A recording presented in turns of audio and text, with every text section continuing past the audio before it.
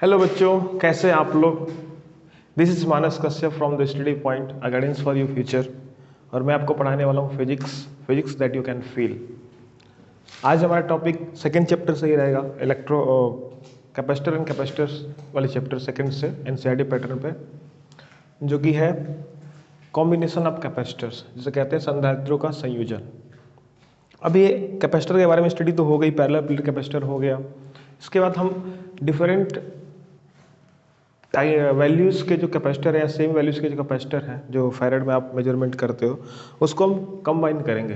तो दो मेथड से होता है, एक तो पैरेलल में, एक सीरीज में। तो पहले हम सीरीज को स्टडी करेंगे। सीरीज में श्रेणी क्रम हिंदी में कहें तो श्रेणी क्रम संयोजन कहते हैं। तो ये दो टाइप का कंबाइन होता है। Let assume there are three capacitors C1, C2 and C3, C4 dash dash dash, more than three, but we will study about only three. अब ये थ्री कैपेसिटर को हम दो तरह से ऐड ऑन करेंगे, दो तरह से कंबाइन करेंगे। एक रहेगा in series combination and secondary in parallel combination. इसको श्रेणी क्रम कहते हैं और इसको समांतर क्रम कहते हैं। संयोजन है in series combination in parallel combination. तो सीरीज कॉम्बिनेशन में क्या घटना होती होगी, क्या फिनोमिना होता होगा, और पैरेलल कॉम्बिनेशन में क्या फिनोमिना होता होगा, उसके बारे में स्टडी करते हैं। तो सीरीज मतलब समझने के लिए बस दो लैंग्वेज में, 10th में पढ़ा होगा कॉम्बिनेशन ऑफ रजिस्टर में।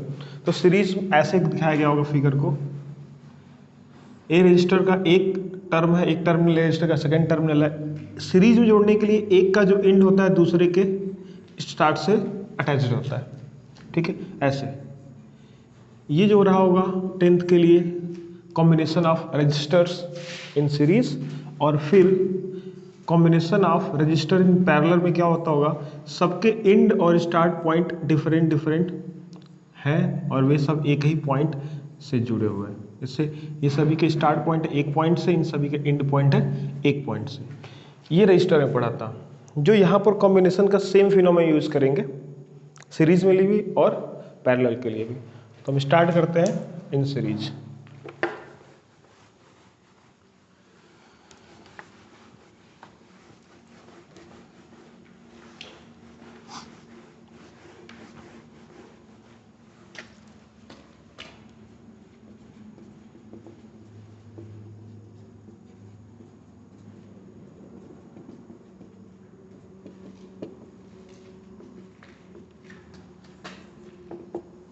Let assume you have three capacitors C1, C2, C3. It could be more than that. We will discuss later. Like that. And the basic formula of capacitance of any capacitor is C is equal to Q by V. Q is the charge transfer या charged value which having each plates, and V is the voltage difference of both plates. And C is the capacitance value which could be measured in farad or microfarad. Basically हम capacitor के लिए parallel plate capacitor वाला जो concept है, दो plates को इनके terminal से जोड़ दें, ये इसका साइन होता है। अगर हमको कैपेसिटर शो करना है तो ये इसकी साइन है, और इसको लिखने का तरीका कि हाँ ये कैपेसिटर C है, जिसकी कैपेसिटेंस C मानी जाएगी। लेट अज्यूम थ्री कैपेसिटर है, हमको सीरीज में जोड़ना है। तो सीरीज में कैसे जोड़ेंगे, तो अभी रजिस्टर में देखा था एक का एंड दूसरे के किससे स्टार्ट से जुड़ा हुआ है। तो एक अगर ये एंड है और एक स्टार्ट है तो दो प्लेट्स होती कैपेसिटर में, एक प्लस और एक माइनस। अब कैसे जोड़ा जाएगा, तो थोड़ा सा अजम्पशन लेना होता है। Let assume we have three capacitor C1, C2 and C3 having different kinds of value of capacitance and we add on as a series. अब सीरीज में जब जोड़ेंगे तो एक बैटरी के हेल्प से, जिसका एक पॉजिटिव टर्मिनल और एक नेगेटिव टर्मिनल होगा, इसमें एक कैपेसिटर लगाएंगे ऐसे। अगर एक कैपेसिटर लगा दिया तो ये वाला कैसा हो गया, पॉजिटिव। बाय म्यूचुअल इंडक्शन कह सकते हो या चार्जिंग बाय इंडक्शन, जो फर्स्ट चैप्टर में पढ़ा था, उसके हिसाब से इस पर कैसा हो जाएगा, माइनस। कोई भी एक न्यूट्रल प्लेट ला के रखेंगे पॉजिटिव बस पर, नेगेटिव वाला जाएगा। अब हमको सीरीज में जोड़ना है तो इसके पास एक और कैपेसिटर लगाना पड़ेगा। जिसका स्टार्टिंग पॉइंट से जोड़ना पड़ेगा। तो अगर कोई मटेरियल है न्यूट्रल है, उसके एक पोर्शन पर नेगेटिव चार्ज स्टोर हो गया है, तो दूसरे पोर्शन पर क्या हो जाएगा, पॉजिटिव चार्ज अपने आप आ जाएगा। ये फर्स्ट चैप्टर में पढ़ा हुआ है। म्यूचुअल बाइंड एक्शन में ऐसा होता था, म्यूचुअल बाइंड एक्शन नहीं, चार्जिंग बाइंड एक्शन। तब सेकेंडरी पर कितना हो जाएगा, माइनस। मतलब बाय डिफ़ॉल्ट इस पर पॉजिटिव लगाने से और कॉम्बिनेशन में सीरीज करने में आपका जो कैपेसिटर है वो प्लस माइनस में क्या हुआ, ब्रेक हो गया। और वैसे भी आपने माइनस इस पर एड ऑन कर दिया है तो ये माइनस हो जाएगा। लेट अज्यूम एक प्लस क्यू रहेगा तो ये उतना ही वैल्यू का माइनस क्यू। अच्छा, एक प्लेट पर अगर 2q चार्ज रहे तो माइनस क्यू इधर हो गया तो इधर कितना होगा, प्लस क्यू। तो ये कितना, minus Q. Such that plus Q and minus Q means the charge distribution is same in every capacitor. अच्छा, जब किसी भी सर्किट डायग्राम में कैपेसिटर्स को हम ऐड करते हैं सीरीज में, तो वहाँ पर होता क्या है, वहाँ पर उनके टर्मिनल्स जो भी इक्विपमेंट्स लगे हैं सीरीज में जब कॉम्बिनेशन होती है तो उनके टर्मिनल्स पे वो जो वोल्टेज होती है वो डिफरेंट होती है। जैसे इसे यहाँ पर वोल्टेज मान लो V डिस्ट्रीब्यूट हुआ होगा तो ये 3 पार्ट में टूटा होगा। एक गया होगा V1, एक गया होगा V2 और एक गया होगा V3। ठीक है, बट जो V की वैल्यू होगी वो V1 plus V2 plus V3 का ही होगी। ये सीरीज कॉम्बिनेशन की एक प्रॉपर्टी है कि वहाँ पर वोल्टेज डिफरेंट जाएगा एवरी इक्विपमेंट्स में, और वो किसका इक्वल होगा, तो जो आप वोल्टेज दे रहे हो उसके सम के इक्वल। इन सभी का सम इस रिजल्टेंट वोल्टेज के इक्वल होगा।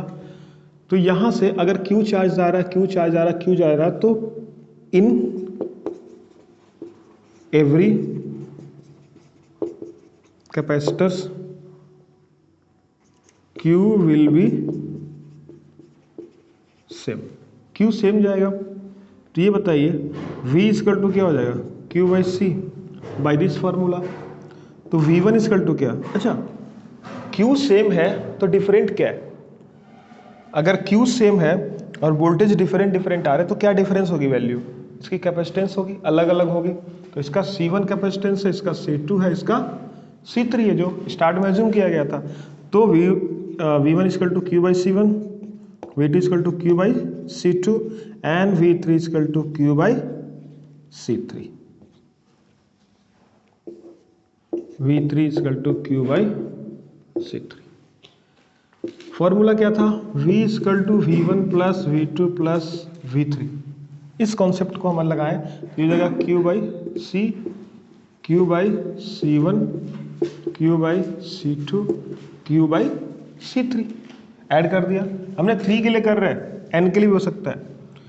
तो Q बाई C अगर Q कॉमन करें तो 1 by C1, 1 by C2, 1 by C3। Q से Q कैंसिल, फाइनली क्या मिलता है, 1 by C1, 1 by C2, 1 by C3।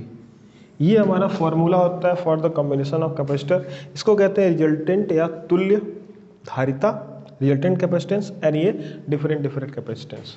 अगर मान लो आपके पास मेनी नंबर्स ऑफ कैपेसिटर जो सीरीज में जुड़े हुए हैं तो इसी फॉर्मूला को कंटिन्यू करते हैं। If capacitors number is n, तो 1 by C equal to 1 by C1, 1 by C2, 1 by C3, 1 by C4, 1 by Cn। ठीक है, ये फॉर्मूला बनता है। ठीक, अच्छा अगर एक और इसका कॉन्सेप्ट ऐड कर लेते हैं यहीं पे कि जो कैपेसिटर उसकी कैपेसिटेंस जो है वो इक्वल है, सब जो आपने जोड़ा हुआ है उसकी कैपेसिटेंस क्या है, इक्वल है, और कितने हैं, n कैपेसिटर्स जुड़े हुए हैं।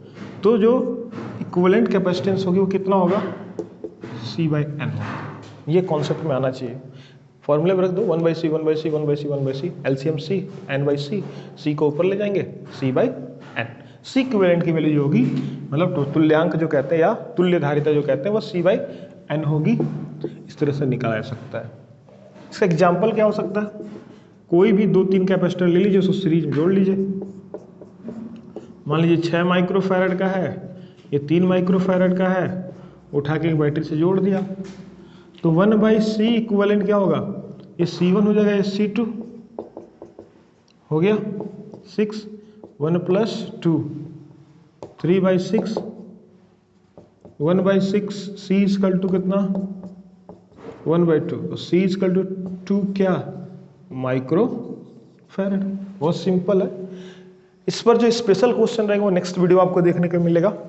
ये हमारा सीरीज का पूरा एक उसका थ्योरी, उसका फिगर, उसका डेरिवेशन और कुछ एक न्यूमेरिकल, ठीक है। अभी इसको वीडियो पॉज करके और लिख लेंगे, फिर अभी हम लोग पैरेलल के बारे में डिस्कशन करेंगे।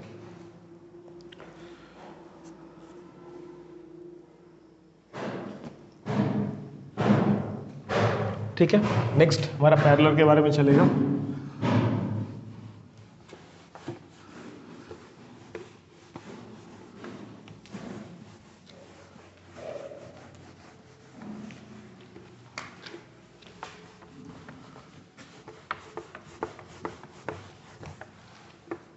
इन पैरेलल, यानी कि इसको कहते हैं समांतर क्रम संयोजन। जैसा कि वहां पर रजिस्टर में पढ़ा था वही चीज यहाँ कॉन्सेप्ट है समांतर क्रम संयोजन में, कि जिसके सभी के स्टार्ट पॉइंट एक पॉइंट से स्टार्ट होंगे और सभी के एंड पॉइंट एक पॉइंट पर जाके खत्म हो जाएंगे, same kind of capacitor. But जब हम बात करते हैं पैरेलल कॉम्बिनेशन की, तो रजिस्टर में भी क्या हुआ था, जो वोल्टेज होती है सब में सेम जाती है। किसी भी सर्किट में अगर पैरेलल में कॉम्बिनेशन किया हुआ है इलेक्ट्रिकल सर्किट में, तो सब में वोल्टेज सेम जाएगा। जो हमारे घर के इक्विपमेंट्स के जो सर्किट डायग्राम होते हैं या सर्किट जो जुड़े हुए रहते हैं वो पैरेलल में जोड़े जाते हैं, ठीक है, क्योंकि सभी को सेम वोल्टेज चाहिए होता है। करंट की वैल्यू भले ही अलग अलग होती है, अब सेम वोल्टेज जाएगा तो करंट डिफरेंट होगा। और यहाँ से आप पता लगा सकते हैं कि करंट किसी की वजह से होता है, चार्ज फ्लो की वजह से। तो जब पैरेलल में कॉम्बिनेशन आएगा तो ये चार्ज फ्लो होगा वो कैसा आना चाहिए, डिफरेंट, क्योंकि करंट अलग अलग होती है, बट जो वोल्टेज होगा कैसा होगा, सेम होगा। तो लेट एज्यूम एक ए पॉइंट है, यहां पर 3 कैपेसिटर जैसा पिछले में एज्यूम किया था, कौन, C1, C2 और C3। ये सभी स्टार्ट होते हैं ए पॉइंट से और बी पॉइंट खत्म हो जाते हैं। इनको एक बैटरी के हेल्प से क्या किया, ऐड कर दिया। तो यहाँ पर जो वोल्टेज भी होगा इसमें भी जाएगा, नहीं फ्लो नहीं होगा, इन सब में भी वोल्टेज जाएगा, वी वी वी। क्या डिफरेंट होगा, यहाँ पर चार्ज भी क्यू, यहाँ भी चार्ज क्यू, यहाँ भी चार्ज क्यू। अब जो चार्ज निकला वो 3 पार्ट में टूट गया। मान लो क्यू चार्ज गया होगा तो इधर Q1 चला गया होगा, इधर Q2, इधर Q3। ऐसा तो नहीं तीनों में चार्ज ट्रांसफर सेम हो, मतलब यहाँ से 10 इलेक्ट्रॉन दौड़ना शुरू करें तो कोई जरूरी नहीं है कि सब 10 ही चाहेंगे, वो पॉसिबल नहीं है। इसमें हो सकता है 4 इलेक्ट्रॉन जाए, इसमें 2 इलेक्ट्रॉन जाए, इसमें 4 इलेक्ट्रॉन जाए। इलेक्ट्रॉन के प्रवाह से धारा, चार्ज मतलब क्या, आवेश का प्रवाह, और आवेश का प्रवाह क्या होता है, धारा।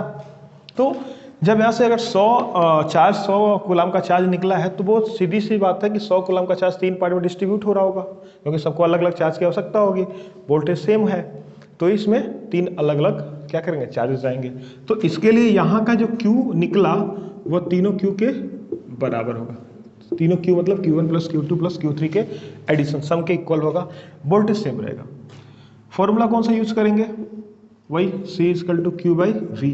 अभी हमारे पास क्या है, Q है, सॉरी, तो V इक्वलाइज है, Q क्या हो जाएगा, CV हो जाएगा, तो Q1 क्या हो जाएगा। अच्छा ये देखो वोल्टेज सेम है, पिछले में क्या था, चार्ज सेम था, वोल्टेज सेम है तो क्या अलग होगा, इसकी कैपेसिटिविटी अलग होगी, कैपेसिटेंस वैल्यू अलग होगी। अब एक क्वेश्चन है, इसमें रखो Q1 + Q2 + Q3, ये CV, C1 भी, C2 भी, C3 भी। तो अगर हमको V कॉमन करना होगा तो C1 + C2 + C3, C = क्या हो जाएगा, C1 + C2 + C3। बहुत इजी सा है। ये इक्विवेलेंट कैपेसिटेंस है किसके लिए, तो पैरेलल कॉम्बिनेशन के लिए, जो कि अलग अलग क्या है, कैपेसिटेंस लगे हुए हैं। तो C इक्विवेलेंट फाइंड आउट करना है, वही वाला कंडीशन, जब जितने भी कैपेसिटर लगे हुए हैं सबकी कैपेसिटेंस वैल्यू कितनी है, C के इक्वल है, तो C इक्वलेंट कितना होगा, C plus C plus C plus C कहाँ तक, N तक, तो हो जाएगा NC, यानी कि जितने कैपेसिटर लगे हैं सब में उसकी एक कैपेसिटी का क्या करें, मल्टीप्लाई कर दें। ये भी क्वेश्चन इस पर बेस्ड होता है, अच्छे अच्छे क्वेश्चन बनते हैं। तो पैरेलल में क्या है कि एक ही सिरे से सारे टर्मिनल स्टार्ट होंगे और सारे के दूसरे टर्मिनल्स कहाँ चले जाएंगे, दूसरे सिरे पे। यहाँ से प्लस होगा तो प्लस चार्ज डिस्ट्रीब्यूट होगा, यहाँ पर कैसा हो जाएगा, माइनस चार्ज डिस्ट्रीब्यूट हो गया, सबके अंदर Q1 Q2 Q3 charge store हो गया, वोल्टेज सेम रहेगा। इसकी कैपेसिटेंस की वैल्यू C1 C2 C3 है। जब हम इसको कंबाइन करेंगे तो Q की value Q1 plus Q2 plus Q3 होगी, C इजकल टू Q बाई V, Q equal to CV, इससे फॉर्मूला डिराइव होता है C equal to C1 plus C2 plus C3। जब बहुत सारे कैपेसिटर्स लगे हों और सबकी वैल्यू सेम हो तो होगा Q equal to NC। Numerical कर लेते हैं कि इसका,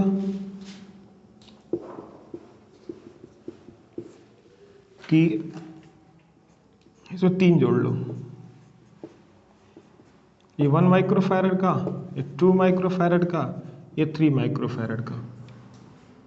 अब कह रहा है कि A एंड V के बीच इक्विवेलेंट क्या कैपेसिटेंस कितना होगा, तो ये C1 ले लो, ये C2 और ये C3। फॉर्मूला यही है पैरेलल का, अप्लाई करो, 1 प्लस 2 प्लस 3 6 माइक्रोफैरड, ये आपका आंसर हो गया। अभी आपने आज क्या सीखा, तो combination of capacitor in series and parallel, जिसमें आपने उसके फॉर्मूले डेरिवेशंस और उसमें कुछ न्यूमेरिकल सीखा। नेक्स्ट वीडियो में आपको इसी बेस्ड पर डिफरेंट काइंड ऑफ क्वेश्चन मिलेंगे। तब तक के लिए थैंक यू।